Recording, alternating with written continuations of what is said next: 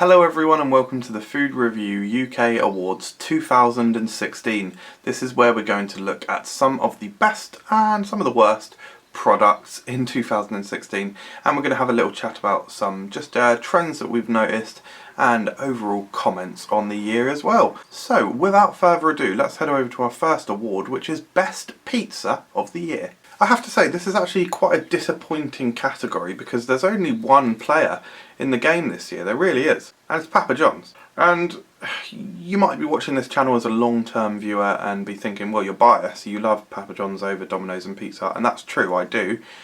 However, there's literally barely any choices. Pizza Hut and Domino's have done nothing this year. Okay, Domino's introduced the Italiano range. They did actually do something, but it's not very good. It really is not. It's not good at all. Just please just watch my reviews on the Italiano range. I actually do like the garlic bread a fair bit when they do it correctly, when they cook it correctly. But I would implore you to go over and check those reviews, guys, because I'm just not a fan of the Siciliano range at all. Oh, sorry, not that was Siciliano. That's stupid. The Italiano range. It's not interesting. Boring. But Papa John's do interesting things. So the nominees are the Premium Hawaiian, the Barbecue Beef Biscuit with Cola Drizzle, for drizzle, and the Arabian Pulled Lamb. And the winner is the Barbecue Beef Brisket. The reason that I chose this product as the winner was because of the Cola Drizzle. I think overall the pizza is very good, but that Cola Drizzle was a stroke of genius, absolutely delicious, and I love it when companies make a sauce which claims to be like a weird flavour like cola, and it actually does taste of cola. You know, conversely, the Tabasco cola sauce doesn't taste one iota like cola. So the best pizza of the year does go to the Barbecue Beef Brisket from Papa John's. Well done, Papa John's. And now we're going to look at the best drink of 2016. And again, this is a slightly disappointing category. Last year we had some really interesting drink additions, like even if they didn't taste amazing like Grafrutti, at least they tried and at least they had amazing branding. But in 2016, not a whole lot to choose from. That being said, the nominations are the Aldi Watermelon White Tea, Rubicon Spring Black Cherry and Raspberry, and J2O Flamingo Fling. Really great to see J2O continuing the trend of releasing lots of interesting flavours. Again, mentioning it in 2015, we saw that the Garden Rose was released that year, and I think that really started J2O really starting to churn out the limited edition flavours. Very quickly we had a number of different flavours, and that led to this year we had Toucan Trist and Flamingo Fling. Two pretty nice flavours and both very unique as well. Now they haven't won, but I do appreciate J2O for bringing out more flavours. They seem to have taken their foot off the gas a little bit in that regard, so I do hope they apply pressure to the gas pedal and bring out more limited edition flavours. But the winner of Best Drink 2016 is Rubicon Spring Black Cherry and Raspberry. This is a really nice cherry drink. I'm quite a big fan of Cherryade anyway, but this had a nice, crisp, very fruity, very powerful flavour, and the fact that it was black cherry, I think, set it apart from some of the normal, more artificial tasting Cherryades. Because we are Food Review UK, I've tried to limit the awards to UK based products for the actual awards. If it wasn't limited, I probably would have picked the Sakurai Pepsi from Japan. That was one of the best sodas I've had this year, certainly, and I probably would have awarded it that, but it's UK only, so fine. The next category is the best new popcorn. There's three companies that I've picked for popcorn because popcorn is a ferociously explosive market in the UK. My favourite producers are certainly Portal Bay and Joe and Seth's. I think Portal Bay cater to kind of normal, nice, excellent quality popcorn, whereas Joe and Seth's do the slightly more gourmet, more expensive of course, but the kind of toffee style popcorn.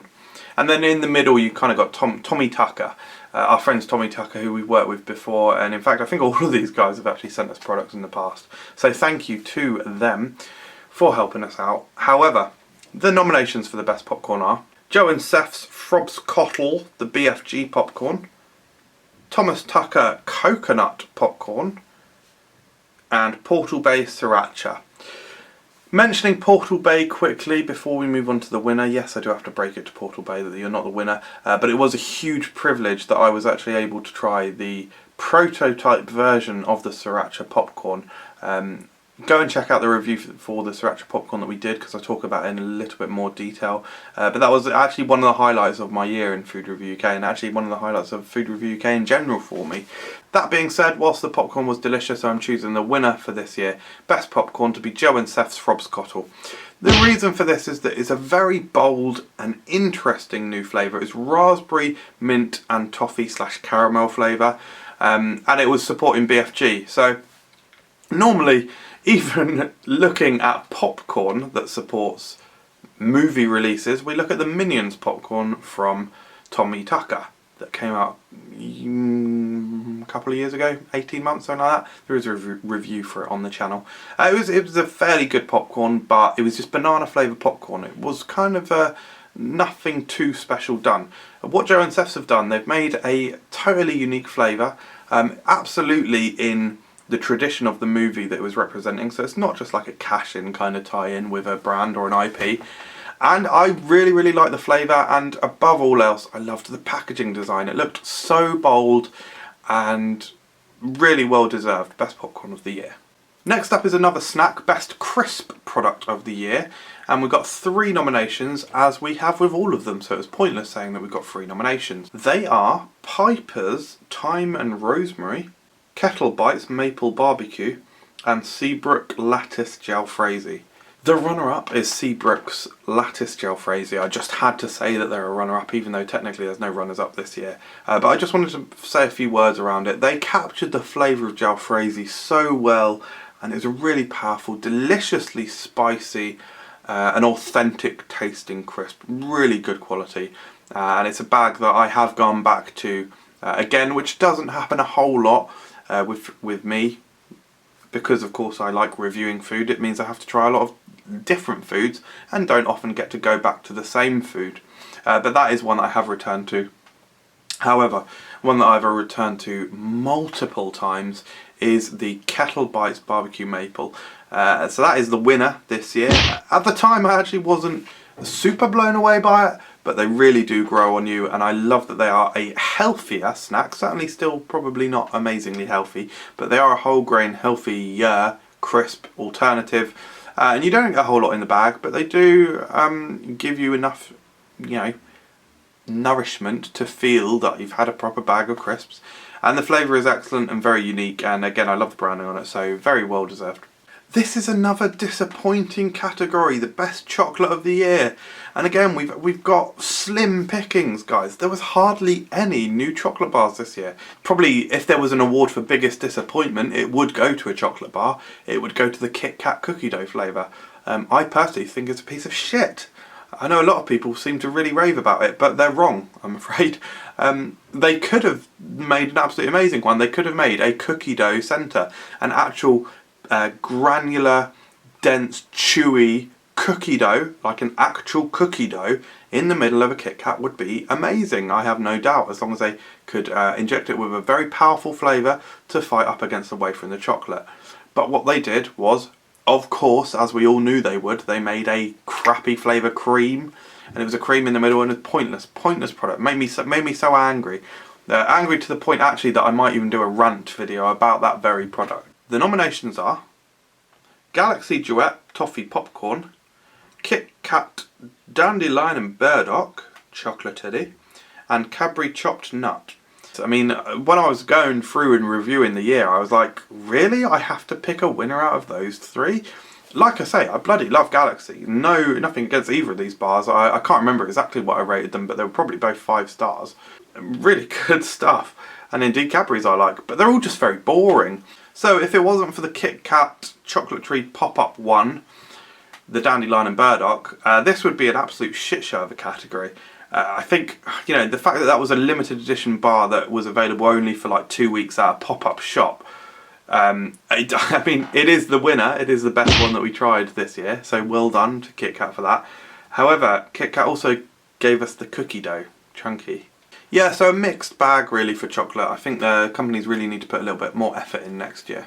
Now is the nominations for Best Burger. This was a category that actually did very well in the UK this year. I was really impressed with the number of limited editions coming out from companies like KFC and Burger King. And McDonald's had some really good entries as well this year, so the whole kind of fast food arena did well. So the nominations for Best Burger are the KFC Zinger Stacker, the Burger King Angriest Whopper, and the McDonald's Tennessee Stack. Talking about McDonald's, again, this was another highlight of the year, if not the #1 highlight for the year for Food Review UK, when we were invited to McDonald's headquarters for the first time. It was an amazing day. You should definitely go and check out all the reviews that we did from that day, because they were a lot of fun and we had a really great day. It really was an amazing moment. And the Tennessee Stack we all really loved. Gossy said it was the best burger he's ever had from McDonald's, and I'd say it's definitely up there with my favourites. I think I still prefer the Big Tasty, but it was an amazing burger. I think what I'm going to have to go for... oh, by the way, before I announce the winner, I should say that I loved all of these burgers. I really rated all of them. They're all very delicious, great textures and great combinations of flavours. But for me, the winner is the Angriest Whopper. I loved the visual look of it, the red colour of the bun and the interesting ingredients like the hot sauce, and then they said that the hot sauce was baked into the bun. That's really fun. I'm a poet and I don't know it. And all of the combinations of the ingredients were amazing, and I really enjoyed the burger. The taste was amazing, but I think above all else was the marketing that Burger King brought to this. This was a worldwide release. Worldwide. YouTube went crazy about it, and the excitement on the day that it came out was, I think, higher than any excitement that I've had for any other product, because of Burger King making this a worldwide release. And doing that just it turned it into a bit of an event. And because of that, I remember the day that I tried it so well. I finished work, I zoomed off to Burger King. Nearest Burger King we have is not particularly close. It's about nearly 20 minutes away, nearly. And it's a place where I never go. It's just outside of Tame, so it's a place where I very rarely go. Anyway, drove off to there, grabbed the burger and hurried back safely. 70 plus, 70 tops. Yeah, hurried back home safely. Got home and it was very nice and warm still, so that was great. And I reviewed it, and of course it created this video end. I've had my red burger! And it was just brilliant. But that's a really nice memory, so I thank Burger King for giving me that memory. Okay, before we go on to the best overall food of the year, we're going to go on to the worst food of the year. The nominations are Pussy Energy, Top of the Pop Hot Pepper / Wasabi Popcorn, and finally Frushi. And the winner for the worst food of the year is Frushi. Well done. I believe this was, I'm not sure if it's available exclusively at Waitrose, but that's what I seemed to find online. I don't know if the brand that I picked up was Waitrose, so I apologise about that, but it wasn't very clear from the packaging. Go and watch the review is what I'd say, definitely, because I was absolutely grossed out by this. I was buzzing for it. I thought it was going to be really, really cool, and it turned out that they made the rice with vinegar, and so it was vinegar mixed with fruit, and it just didn't work at all. I mean, I don't like vinegar, and maybe that certainly didn't help, but I don't think anyone who really, even if you like vinegar, I can't imagine that you would like the mixture of like vinegar and the fruit wasn't even nice either. It didn't seem particularly fresh. I got really bad memories of that product, and that is worse than the hot pepper and wasabi popcorn was bad enough, and maybe we overcooked it, but even so the flavour was there. Moving on to better things, time to announce the best food of the year. The nominations are Cinnabon Pecan Bon. Had it. I don't think it's new to this year, certainly, but I had it for the first time this year. Copperno's Beef Jerky, smoky variety, and Greg's Rhubarb and Custard Donut. So let's talk about all three of them. The Greg's Rhubarb and Custard Donut, well done to Greg's, because you created such an eye-catching product there that I thought, well, there's no way the taste is going to live up to the way that it looks. And the taste did live up to the way that it looks. It tasted absolutely phenomenal. And if Greg's can continue to be as bold and make such bright, gorgeous looking foods, particularly donuts, in 2017, this year, then I'll be really, really happy. So Greg's, you're amazing. You smashed it. Cinnabon, they don't need my help. They're a worldwide massive company. What can I say? It was a cinnamon bready bun doused in icing, sugar, toffee sauce, amazing, nuts. Godly.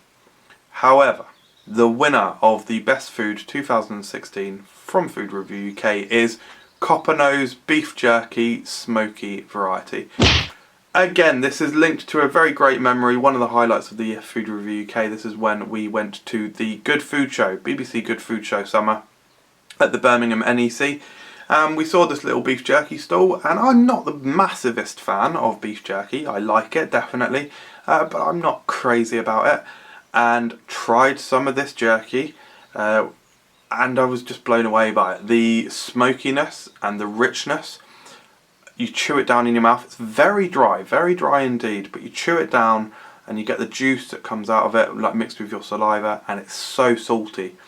And the smoky flavour is so deep.